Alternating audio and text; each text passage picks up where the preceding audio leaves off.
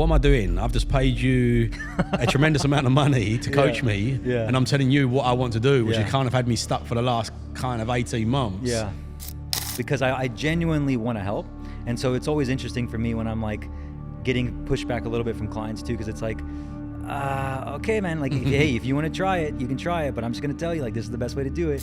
But like, especially in your mastermind, it's very interactive, and you can see people setting things up, getting things up on the screen, like doing stuff in real time. Yeah. It breaks in beliefs a lot better in your brain when you're in person with people, the energy, the inspiration. So I think that is a really, really big calling for me, just being in that environment.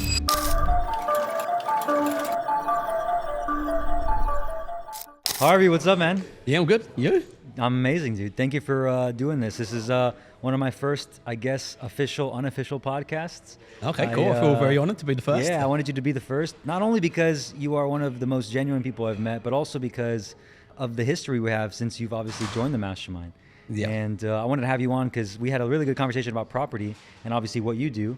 And yeah, we just wrapped up, for those of you watching, we just wrapped up our admin mastermind here in Miami. And people flew out from all across the world, including Harvey from the UK.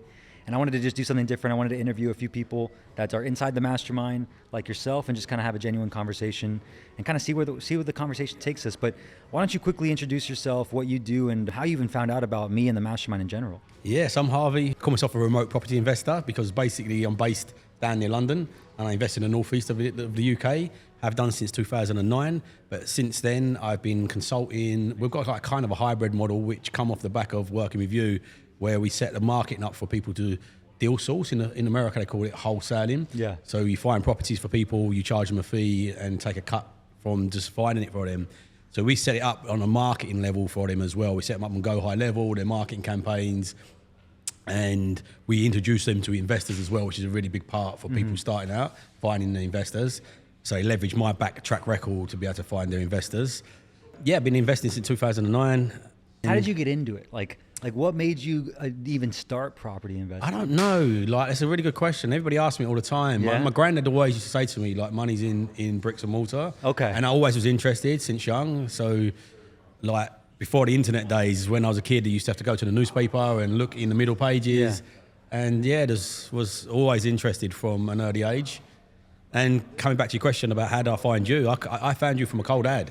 Gotcha. You closed me on on a very cold traffic. I hadn't seen your content. Yeah. You hadn't put me into your ecosystem. But yeah, it just resonated with you. I come through the ad. I watched, there was like you doing a live presentation in between. Gotcha. In between there, made perfect sense to me. I was, what's that? Product aware, like solution. What's the word? Problem aware? Problem aware. Yeah. I knew I wanted to kind of. I've done everything organic up to date. I knew I wanted to start delving into ads. I bought a few cheap $500 courses, which was good, but there's no accountability. Gotcha. No.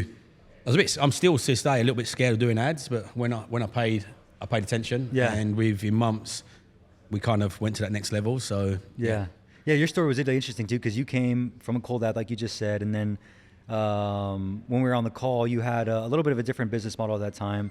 It was more of a mid-ticket type offer, and then we transitioned it to high ticket, and that really took everything to the next level.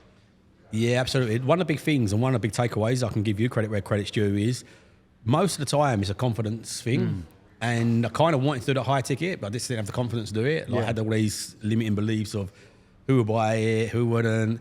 And like, just to tell you credit of how that shifted for me. Number one, you coached me very well. Like, you didn't push me to do it, but you really kind of said with quite conviction, as if like, oh man, like you wouldn't do that kind of thing.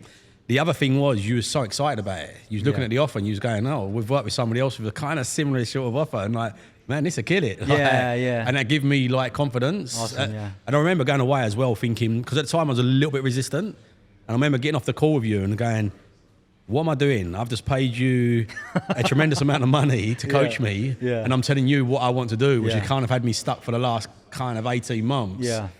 So I remember coming back to you saying, well, listen, Brian, like, I'm an open book. I'll just follow what you tell me to do, and if it don't work then I'll judge it. But at the moment, let's just do it kind of thing. Yeah, it's interesting too, because like for me personally, like I try to shy away from like pushing people, like hey, like this is stupid, you should do this. Like if you don't listen to me, like that's what it, like. because I genuinely want to help. And so it's always interesting for me when I'm like getting pushback a little bit from clients too, because it's like, okay, man, like, hey, if you want to try it, you can try it, but I'm just going to tell you, like, this is the best way to do it. Your exact words at the time is you went, I like that, okay. And you went, be prepared to pivot.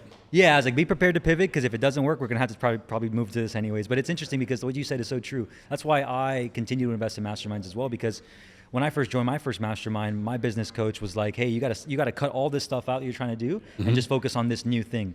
And I'm like, I don't want to do that. But I'm like, well, I just paid this guy a bunch of money. Yeah. It'd be stupid if I don't listen to him. Yeah. And then sure enough, what he told me to do was go all in on YouTube ads and do it as an agency for clients in the mastermind.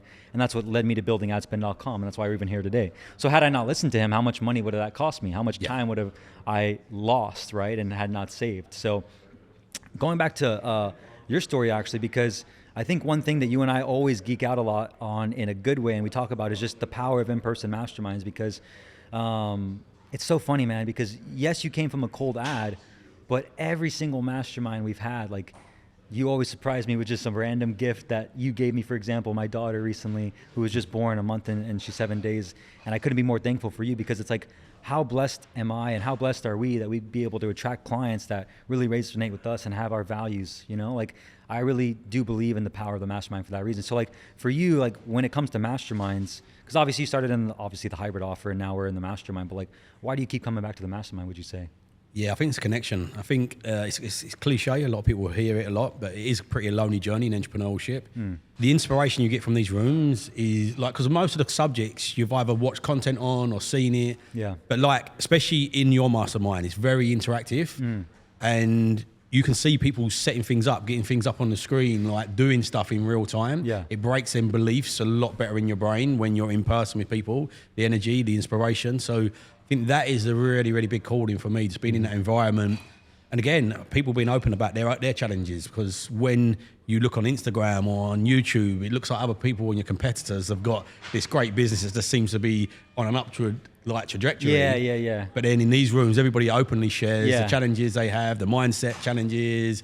You go, okay, cool. Like, it's not just me. Like, there's people in front of me that has these same sort of thought patterns and processes. Until we got hypnotized, of course. That can also help, yeah. Yeah. Yeah, it's funny because you realize that everyone's human just like us, right? Yeah. But also everyone has their own skill set and they can share things that are valuable. And it's the collaboration, it's the community. And it's also the experiences. You get excuse to travel, right? Like I love doing this because it's like, it gets me out of the house. I can go to a new place. I can bring people together. It's fun. Yeah, that is definitely a big bonus. And I like the fact that you go to a different place each time, so you can just get to see different parts of the world. It's a business expense. Yeah, that's super, super enjoyable. Where should we go next, Harvey? Where would you want to go? Admin in, I always throw out some crazy places in the world. You know me, I always want to go everywhere. Where would you suggest? I like the idea of South America. That's not a place I've explored, but I really like to go to, you know? So, yeah, Brazil would be nice, I think. Yeah, Brazil. Admin in the favelas. Yeah. That would be fun. Yeah. If anyone wants to get into property, what should they reach out to you? Would it be Instagram? Would it be YouTube? Instagram, probably a It's quicker your main response. traffic, But yeah, both YouTube or Instagram are my main two. And is it only traffic UK source. or can people in the US? There's some crossover with the marketing. Gotcha. Like, I actually pride myself being more of a marketer for property now than I do just a property investor anymore. But we teach the both. But my program's more towards marketing, getting clients and stuff like that. Because you help them build out the infrastructure. So it's like if someone wants to find those deals, you give them those deals with that build out with the hybrid offer. Yeah, so the infrastructure could be adapted to any country. Obviously, just the laws of different countries, the back end, regulations I can't teach in any country. But the marketing, the same principles behind getting the attention, driving people through the funnels, getting people to click, closing them on the calls, it will be the same. Because you were just telling me someone that came through recently, they were able to secure a 5K property, right? Like pretty quickly. And then also like that system that you've built has taken years and years to build, but now you've sped it up with AI for your clients recently. Yeah, absolutely. So we're really leaning into AI automation for them. One of the things I loved on this mastermind was the AI like advancements and watching what other people's done. But yeah, that's a really exciting part of it, just that speed. Like the deals we're acquiring at the moment are largely AI automated. Wow. We've got just some people on the back end phoning for them. So as I said, that marketing method using ads and AI automation to set the calls and to qualify the leads is adaptable anywhere, Yeah, so you make the process super easy for them. Yeah. Yeah, and then you said you have people in the back end calling for them as well. Not for them, no, for ourselves. But that's what feeds the deals to them. It makes it easier. No, we set the deals up for them to do for themselves. We do let them have some overspill. Gotcha. I mainly do this to keep testing, to keep my hand in the game. Yeah, to make sure your system's up to date for yourself, and then yeah. also it can translate. And so we can pass it on. But we set it up for them. So what I found is, I can model this from you. Like, if I'd have come to you to set up an ad and you'd have said, hey, go to here, set this up, and just give me some courses, it's just too overwhelming. Yeah. Too much information, especially when I'm learning something new at the same time. Yeah. And a lot of people that come to me, a typical client, is somebody that's not that experienced in property. They want to start out, Yeah. or not really a business owner. They're working 9 to 5. So having a lot of that, like the CRM set up for them. Yeah, they don't know any of that Yeah. really. Like they're just trying to be able to they're trying to get their first property, their second property, their third property. Yep. And you and your team already built out the infrastructure to help them do that very easily. Yeah, absolutely. So they can just concentrate on learning the scripts and trying Yeah. to sell the deals, kind of thing. Yeah, isn't that interesting? It's like, it's so funny because a few years ago it was just the course, the community, the coaching, but now it's like the hybrid model, the hybrid offer is what's really actually changing the game because you're setting it up for the clients very easily. And having that support element. So again, Yeah. I really modeled it like, so we come in with a lower ticket offer, and there was no support, there was no interaction. And I've realised even from coming into, like, I done Tanner Chicha's Yeah. he had a $500 Facebook, YouTube, and I went through maybe a quarter of the videos Yeah. because number one, it was cheap, I didn't have my attention. Number two, it was out of my comfort zone, so I didn't really want to do it.